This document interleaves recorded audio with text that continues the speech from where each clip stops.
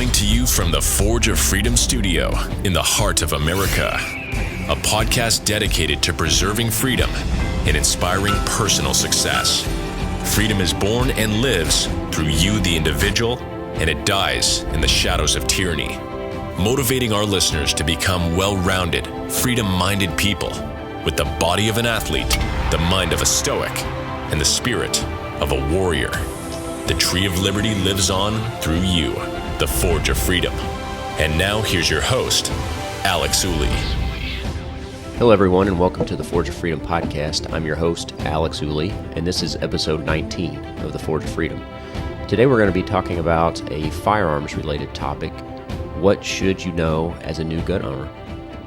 And to discuss this topic, I have Mike Ooley back in the studio. You may recall, if you've seen the previous episodes, that Mike was on the show in episode 16 to discuss the NRA annual meeting that was in Indianapolis recently. But for those of you who don't know, Mike is my father, and like me, or maybe I should say like him, we're both attorneys, and we're both firearms instructors. So going to get into a firearms-related topic today. So Mike, welcome back to the show. Hey, Alex. Appreciate it. Look forward to the discussion. So we're going to talk about what new gun owners should know with respect to quite a few topics, and we're going to hit some highlights here. We'll get into a little bit more depth on some of these topics maybe in future episodes. But we actually just taught a basic handgun course yesterday, as a matter of fact, didn't we?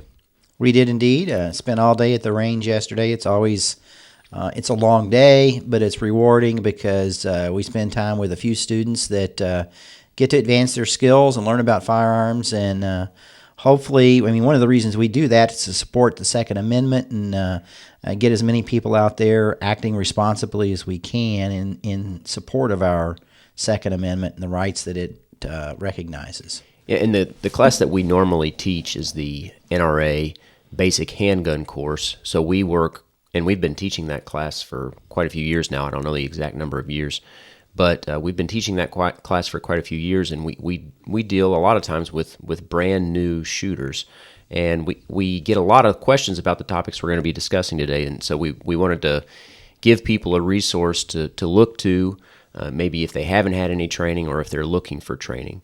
So let's go ahead and jump in. First of all, we've got several things here to discuss.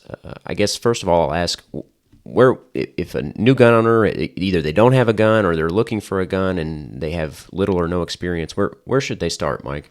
Well, first of all, I want to just kind of, in my own mind anyway, clarify something. And I think what our audience is for this discussion is what I consider to be the novice gun owner. And even if you're not a novice gun owner out there listening, I'm sure you know someone it is. So this is the person that has virtually no experience with a firearm, has not had any training with a firearm, and they're a lot of times getting into firearms late in life.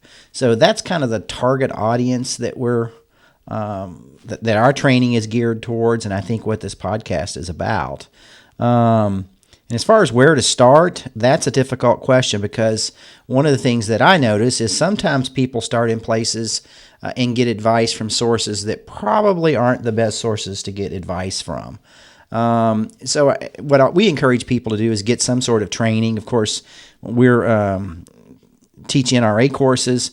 Maybe you can find an NRA course near you.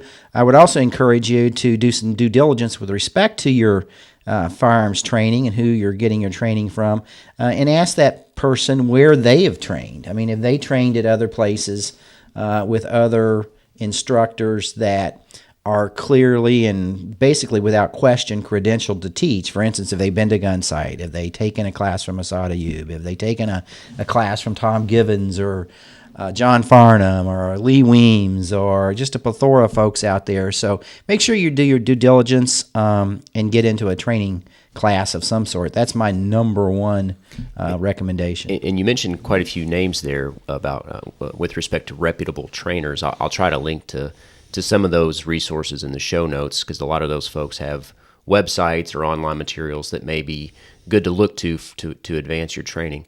But obviously we're here in southern Indiana, and Indiana doesn't have a training requirement to possess or carry a firearm. Some states do have a training requirement, but what are your thoughts about the training that a lot of these mandatory training classes that some states have? Well, I think as you already know, we do not, and I'll speak for you, I think you've been pretty clear about this, we do not support any sort of training requirement. The requirement to take training or pay a fee to exercise a constitutional right is simply inappropriate, actually more than inappropriate. It's wrong in our estimation. So although we do absolutely think that part of being an accountable and responsible gun owner is to seek out competent training, state-mandated training, in my estimation, is inappropriate. Yeah, and we're being in southern Indiana, we are close to Kentucky, which historically has had a training requirement. And one thing that we've noticed is that folks that live in a state that has a training requirement a lot of times will go to whatever that state-mandated training requirement is, pass that class, and then think they're good.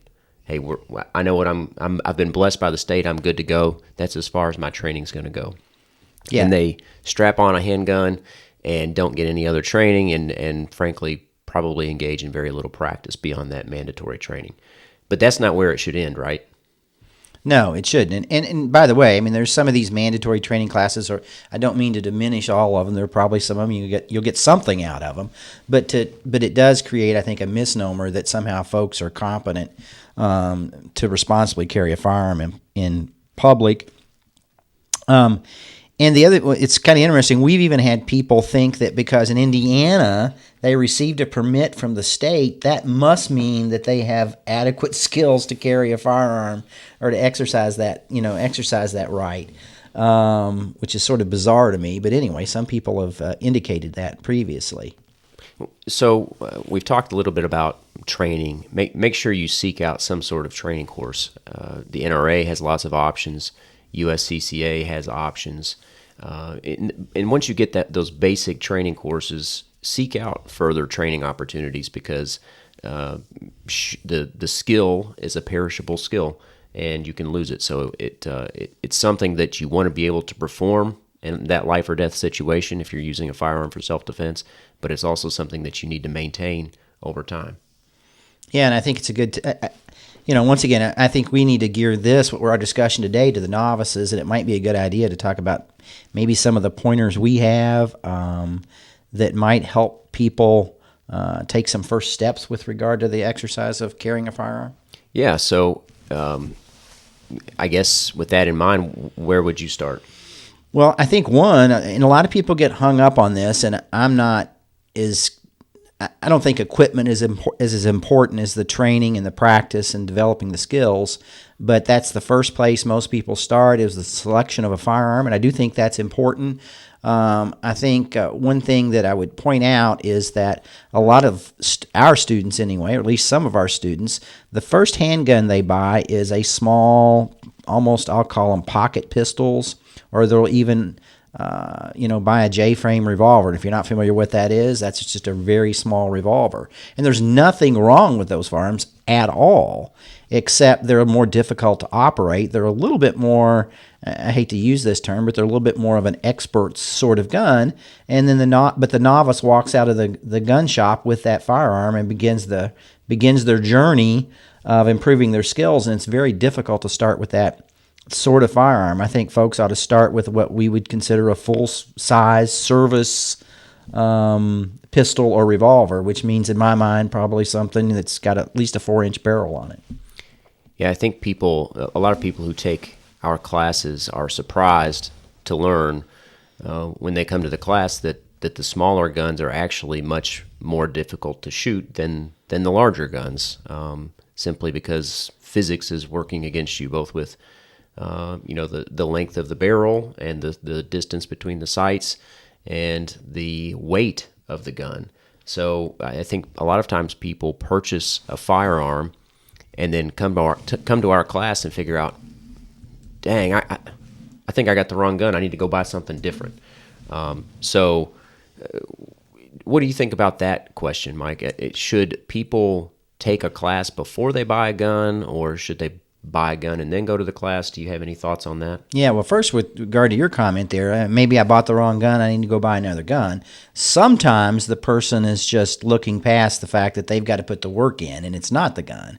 But your question alludes to, I think you know what my response is going to be. I think it's a good idea to take a class before you buy a firearm. And certainly, I also would encourage folks to go to a range where you can rent guns. Probably the best thing to do is to narrow your hunt for a gun down. You can read stuff on the internet, gun reviews, things like that, talk to other knowledgeable folks, but narrow it down to 4 or 5 guns. Go shoot those, take a training course, and then make a final decision on the gun that you're gonna purchase. I don't think there's anything wrong with that at all. But once again, I would encourage people to start out with that full-size firearm, and I said 4-inch barrel before, and that's probably a good spot. But there are some probably 3.5-inch, guns with 3.5-inch barrels that might be okay. But start with a larger handgun because they're much, much easier to shoot.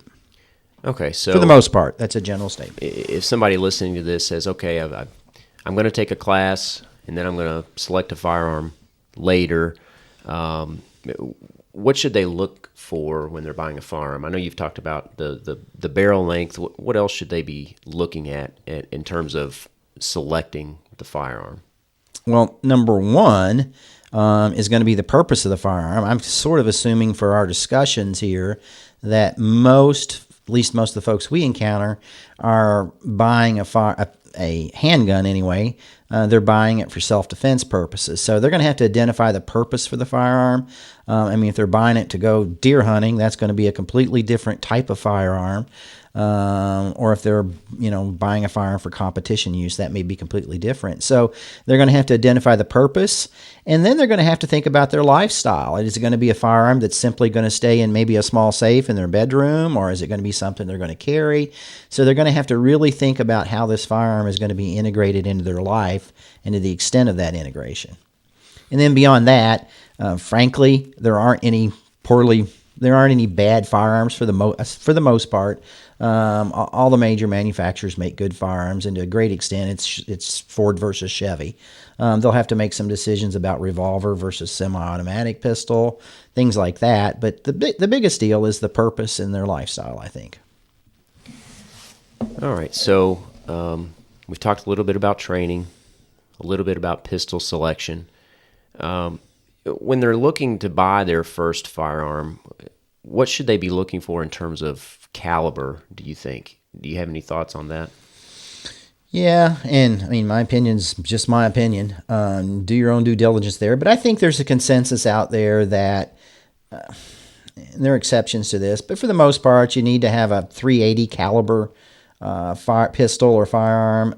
If you don't know what that means, you need to do a little reading and take a class. But that's sort of the minimum, I think. Some people would say that that's not even adequate if you're going to buy a firearm for self-defense. 9mm, of course, is the most prevalent caliber out there, and there are other calibers as well, but probably most people should, unless they're particularly recoil sensitive, should probably settle on a 9mm most of the time. And I know in our classes we suggest that people try to, especially if as a beginner with no experience, sometimes new shooters can be recoil sensitive because they're not used to that firearm going off in their hands, which is understandable. So a lot of times we suggest that they start out with a .22 caliber firearm, which is probably not adequate for self-defense. Of course, if that's the only thing that you can use, that may be the best thing. But certainly, I think a 380 or 9mm would be better for self-defense. But if you can find a firearm in a .22 caliber that has a comparable equivalent in a 9mm, that's a great way to start out. Would you agree with that? Yeah, and I should have thought of that earlier myself, but I think that's a great way to go. And I don't mean to endorse any products, and I'm not, I don't want to get into the Ford versus Chevy, which gun's better, all that sort of thing. But I know Glock makes and their nomenclature is difficult, but they make a Glock Model 44 that is chambered in .22 caliber, that basically has the same dimensions as a Glock 19, which is in 9mm. So you can start out with that Glock 44 if you're kind of recoil sensitive, hadn't been around firearms. It's also a lot cheaper to put a lot of rounds because you're shooting a 22, but you can start off with that. It'll have the same controls as a Glock 19 when you're ready to move to a 9mm, for instance. And I think that's a great way to go. Through our training classes, we've had a lot of 22s over the years and shot lots and lots of rounds through them because a lot of times our students use our firearms. And that particular gun has been a very good performer for us in the 22 caliber arena. Also, we've had some Smith & Wesson compact 22s that have performed well, but we've been real happy with those Glock 44s in terms of the reliability and functioning. At least so far, we've had them for couple years. I don't know, not too long after they came out, but we've had them for a couple of years at least, and they've been working well for us. And I think maybe we can get into more detail about equipment in future episodes, but I think you're right that our experience with the Glock 44 and the 22 and the Glock 19 and the 9mm has been a good one for students. It seems like a good fit for lots of people to get into the shooting discipline with a 22, a lower recoil firearm, and then advance to the 9mm once they're comfortable. And likewise with the Smith & Wesson, it's been great as well, but the only downside to it is that it's not quite the same form factor. It's not quite the same size and shape. The controls are the same, but the size and shape is a little different than their 9mm. So that's really the only downside there. But there are other examples where manufacturers make a 22 that's similar to their full-size 9mm firearm. Absolutely. And I would certainly encourage people to look at that. One other thing I'll mention, too, is we deal with some folks that sometimes don't have as much grip strength as a 30-something-year-old male has. But the gun manufacturers in the last, 2 or 3 years have really started to cater to an older demographic.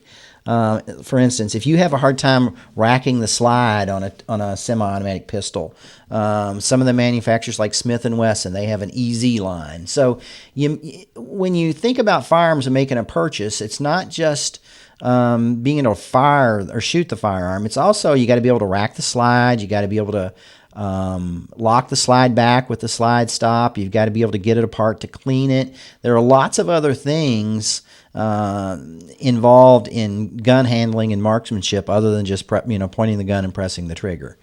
So make sure you can operate whatever gun that you're really interested in, and by operate I mean more than just shoot. So, and that brings me back to where we began. We talked a little bit about training. We talked a little bit about equipment. Let's get into the safety aspect of things, because that's really going to be the focus of the first class you take, or it should be anyway. You want to say a little bit about firearms safety and safe gun handling? Well, number one, and I'll just mention this because we've been stuck on equipment, make sure whatever firearm you choose, make sure you familiarize yourself with that firearm. You shouldn't have, and we run into this, you shouldn't have a firearm that somebody else has to take apart and clean. Make sure you can maintain that firearm, and there are lots of sources out there. Your owner's manual is the number one source, but there are lots of sources out there.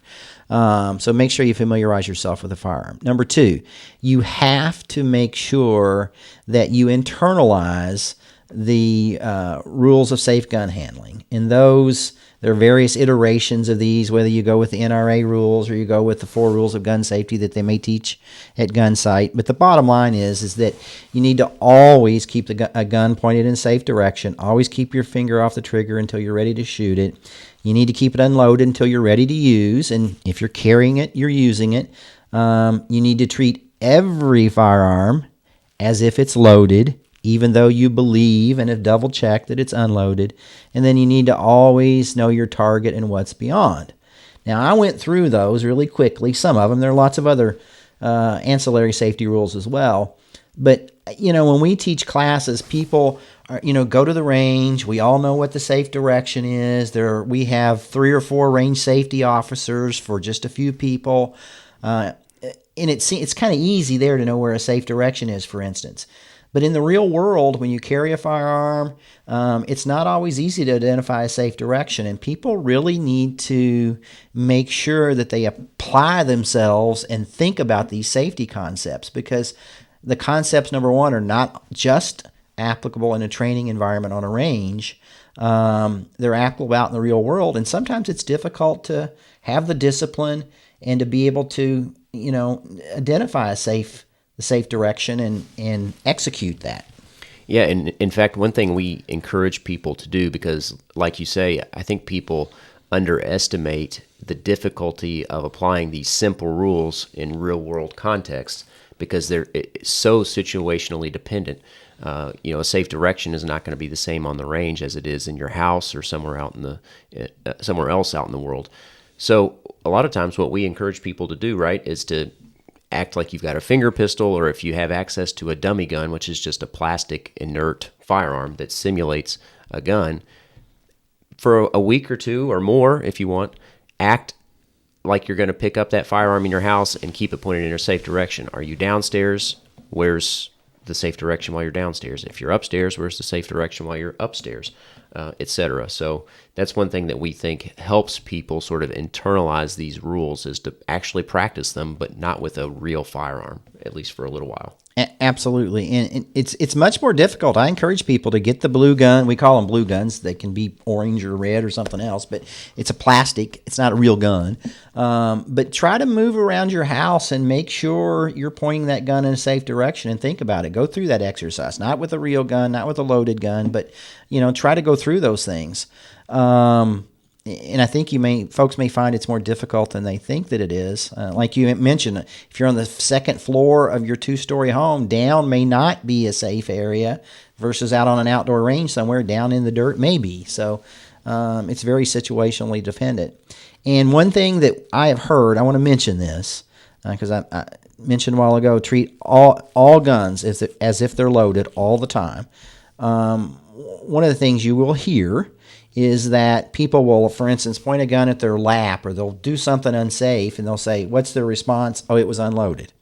No, we don't treat guns in two different manners. One if we know they're loaded, and another if we think they're unloaded. And the reason that is because at some point we're human, we're going to make a mistake, and a gun that we think is unloaded will be loaded. So that's how we always treat them, as if they are loaded. Yeah, and that's one of the rules for safe gun handling. And yesterday when we were teaching the class, and in every class we teach, we repeat those rules time and time again so that those rules become ingrained in our students' minds. But it doesn't end at the class. They have to know it, internalize it, and practice it, because again, those are perishable skills. But the other thing is that with respect to internalizing these skills, it's not just the safety, right? I mean, actually practicing the skills, like we talked about earlier, requires repetition. And that's the same with respect to these safety rules. Yeah, and I'm not an expert on physiology or psychology, but it's my understanding it can take 10,000 repetitions of some skills before we actually internalize them. And when we say internalize, what we mean is we're learning skills at what we characterize as an unconscious competence level. And what we mean is by that, like for instance, when you tie your shoes, most people, you don't think about how to tie your shoes like you did when you were in kindergarten learning how to do it. You just do it. And it happens almost subconsciously. And that's the level of skill that we need to have with respect to these safety rules. Like for instance, another one we haven't talked about is keep your finger off the trigger until you're ready to shoot. It's amazing how many times you go into a gun store or someplace else, and what do folks do? They put that finger right inside the finger or trigger guard when they pick up that firearm. So you've got to be disciplined. You've got to get this skill level to the level of unconscious competence, so that it just happens automatically and you don't think about it. Ultimately, if you're carrying a firearm for self-defense, you might, we hope not, have to use that firearm. And the decision whether to use a firearm or not is a highly complicated decision, and we don't want to have to be using our cognitive skills to think about the safety rules. We want to make sure those are handled unconsciously in our minds so that we can approach whatever problem we may have that may or may not mean to be solved with a firearm or pepper spray or avoidance skills or whatever it is. Yeah, and I think that's a good point, and I think that brings us maybe to the next part of our discussion. Obviously, we want the rules for safe gun handling to be second nature. We want those to be ingrained in something that we're unconsciously competent at. We want the marksmanship to be second nature. You mentioned tying a shoe. I always like to think of Michael Jordan shooting a jump shot. He's not thinking about where his hand is placed on the ball, how his feet are lined up, how his arms and hands are lined up with the basket, his follow-through. He's not thinking about any of that. It's just automatic. He's unconsciously competent at that discipline. And that's the way it has to be with safe gun handling and with marksmanship when you face what we call this critical incident, which is, I think, where I want to go next. And this critical incident is this life or death situation. You're not going to have time to think about all those things consciously. And so I think when people finish our basic handgun course, we would consider them to be mostly consciously competent, not unconsciously competent. And to become unconsciously competent takes much more practice and training so that you can reach that level of skill so that in that critical incident you don't have to think about that. Do you want to say a little bit more about that, Mike? No, I think, like I said, I've probably talked too much today, but we need to be able to have as much mind horsepower, so to speak, to deal with whatever problem we need to solve. And to do that, we need to have these other skills, the safety skills in particular, gun manipulation, things like that. We need to have those as second nature to us so that we don't have to think about them. Yeah, because in the critical incident, right, we're going to be facing a life or death moment. And in that life or death moment, you're going to have to face, like you said, the problem at hand, and you're not going to be able to think about what you're doing with your grip, your stance, your trigger press, your sight picture, your sight alignment, all those things that you have to perform to get accurate shots on target. Yeah, if we are faced with a situation where we have to determine whether we must use deadly force to defend ourselves or another innocent person from the threat of deadly force against us, we want as much brain horsepower as we can get to make that decision. And I think one thing that training does, it's a little bit of a practice in humility as much as it is a practice in actually gun handling and marksmanship, because I think people, and I was in this boat or in this camp, I think people overestimate their ability to perform under pressure. And when you actually go to training, even if it's just basic handgun training, a lot of people find out they're not as good as they thought they were, and they're not good under pressure, because as you advance in training, a lot of times we'll put pressure restraints and like time requirements and things like that. There is nobody that's trying to kill you, right? It's just the pressure of a timer a lot of times that makes people lose their abilities. So those sorts of things I think are eye-opening. They provide some humility and some motivation to train some more. Yeah, I mean, just a timer and other people watching put enormous pressure on folks. And what people need to realize is that we all have room for improvement. There's always somebody better somewhere. So we're not competing against everybody else. I'll borrow a little bit from Bob Knight here. We're not, shows you my age, we're not competing against everybody else that's watching us. We're competing against ourselves to try to make ourselves a little bit better than we were at the beginning of the day. That's what the goal needs to be. And ultimately, we want to be better than the person that's trying to do us harm. Yep. And so you want to make sure that you're at least better than the potential attacker. Yeah, and fortunately, what we see from real gunfights is the bad guys are not particularly skilled.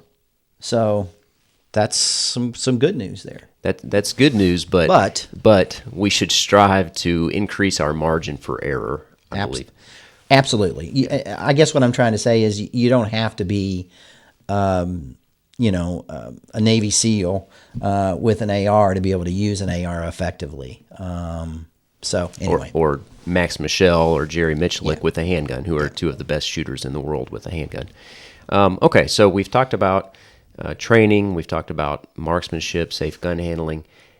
Can I bring something up? Sure. If you remember, and if you don't, that's okay. I shouldn't ask, but what's the it's not the literature or the saying or the notion that folks that are competent tend to see themselves as less. Can you address that? I know what you're talking about. So there is this psychological effect called the Dunning-Kruger effect. That's it. That it basically stands for the notion that people who are not well trained tend to overestimate their ability, and people who are more well trained tend to underestimate their ability. And this applies to lots of areas, not just with respect to firearms training.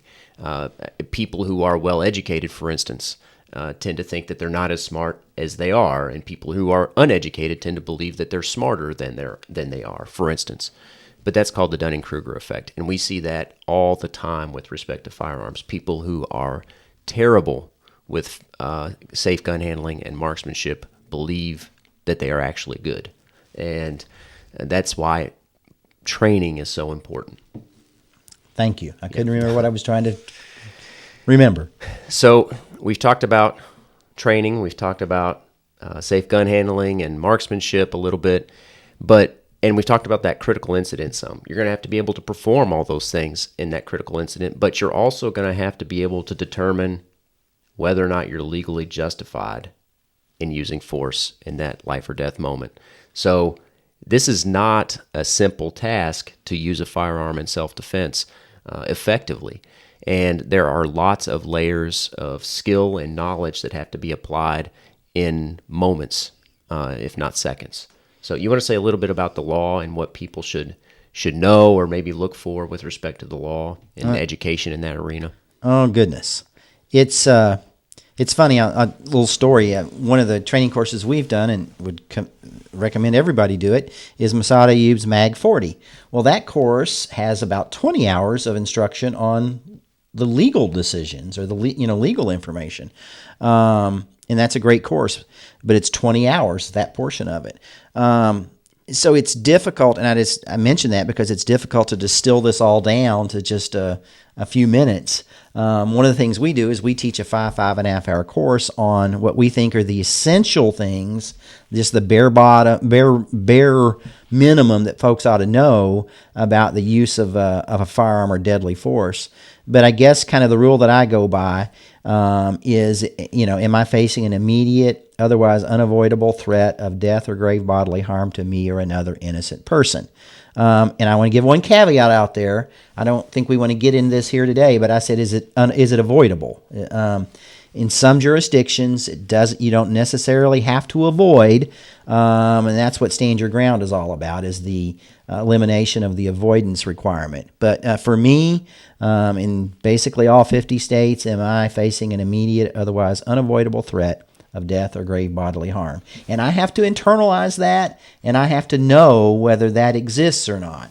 And the other thing I would say about it, and then I'll try to be quiet, is the question is not can I use deadly force, but the question should always be, must I use deadly force in this situation to protect the life of an innocent person, me or someone else? Yeah, a lot of times people ask us questions in the light of the Castle Doctrine, and I've done an episode on that in a previous show, or Stand Your Ground.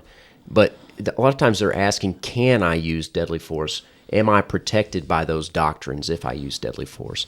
And that's the wrong question. Really, you should, like you said, must I use deadly force?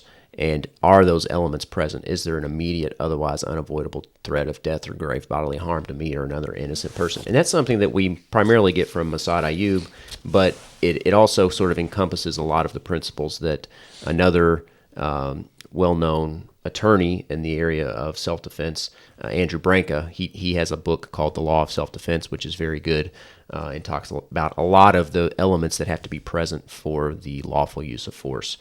So you mentioned Massad Ayoob. He teaches a class, Mag 40, which is both a live fire class and a class that teaches the legal elements of the use of force. And he has a book, one of the original books that he wrote. It may be the original book, I'm not sure, In the Gravest Extreme, which is a great book to start out with as well. Do you have any other resources you think people should look to? I know you mentioned our class, but do you have anything else in mind? Well, if you're local, take our class. I think it's a great place to start because we've taken Massad's class. We've gone through his deadly force certification, other courses. And of course, we have some, as lawyers, we have some education there as well. But I think that's a good course. Andrew Branca does a great job. If you can take Massad Ayyoob's courses, that's a great thing to do. But he's written some other books as well. But I won't say it's his first book, but I think it is. It's one of his first books. In the Gravest Extreme is where to start. And then anything else he's written since then, you can get on Amazon or whatever. Any of his books are good. Andrew's books are good. There are lots of things out there that Mass has written. So, and by mentioning these, I don't mean to exclude anybody else. There are probably others, but I know you're safe with those folks. And like I said earlier, I'll try to link to a lot of the resources that we've mentioned here on the show in the show notes. Mike, I think that's where we're going to leave it for now. I'll let you say just a few last words if you'd like here in a minute. But I think what's important, we've hit a lot of the highlights here, but there's a lot more to a lot of these topics that we've mentioned, whether it's training, equipment, education, the law, any of these sorts of topics. But I think it's important for folks to remember that this is not a responsibility. The right to keep and bear arms is not a responsibility that should be taken lightly. It's a right, but it's also a serious responsibility, and I think people should exercise it responsibly. Do you have any thoughts on that or any closing remarks that you'd like to make before we sign off here? No, I think you've summed it up well, and I've talked enough today, except I will mention one thing, and that is when you get that firearm, particularly if there's any chance there's going to be an unauthorized person around you, make sure you secure that firearm.